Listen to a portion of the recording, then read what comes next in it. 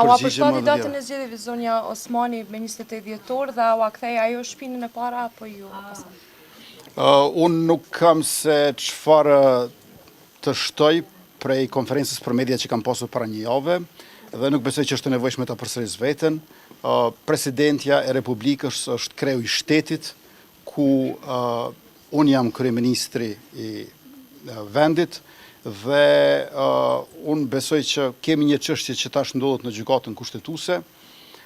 ndërkaq theksi duhet të vihet tek fakti që në vitin e kaluar kemi pasur 4 palë zgjedhje dhe unë jam i bindur që nuk kemi nevojë ta përsërisim vitin 2025, viti 2026 është vit i ri, nuk është as e drejtë as e dobishme që të kemi zgjedhje të përsëritura. Prandaj është e domosdoshme që të kemi marrëveshje me partitë opozitare për zgjedhjen e presidentit dhe qytetarët e Republikës presin prej neve stabilitet institucional e jo zgjedhje të përsëritura. Pra nuk ka nevojë për zgjedhje të reja të përsëritura, ka nevojë që sa më parë ta kemi aktgjykimin e gjykatës kushtetuese dhe të filloj kuvendi të punoj, me qenë se mbi 120 milion euro të marrëveshjeve të ndryshme ndërkombëtare na janë vonuar për shkak se nuk po punon kuvendi i Republikës dhe në anën tjetër zgjedhjet e reja do të kushtonin së paku 10 milion euro. Nuk bëhet fjalë tash se kush e ka shumicën ndërmuese,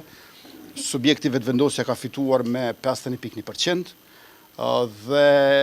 çështja është te kuorumi për 80 deputetëve dhe nuk besoj që na duhen zgjedhje të reja për të pasur garë se apo i bëjmë 80 deputet. Është domosdoshme që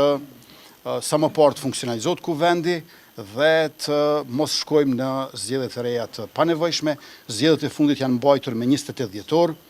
Për bindjen time të fuqishme, zgjedhjet nuk ka qenë mundur të mbahen me 21 dhjetor, për shkak se ekziston edhe shkresa nga sekretariati i Komisionit Qendror Zgjedhor, që thotë që e kanë të pamundur organizimin e zgjedhjeve për 21 dhjetor për të përmbushur afatet e domosdoshme kohore lidhur me sfidat teknike e logjistike. Mos harroni që ne kishim në tetor dhe nëntor 2 raunde të zgjedhjeve lokale dhe hym në procesin e zgjedhjeve të parakohshme parlamentare ende pa u bërë certifikimi i zgjedhjeve lokale. Prandaj nuk ka pasur mundësi tjetër për datë përveç se 28 dhjetor. Nëse dikush do të mendonte që ka qenë mundur të organizohen zgjedhjet me 4 janar, as kjo s'ka qenë mundur për shkak të aspektit buxhetor.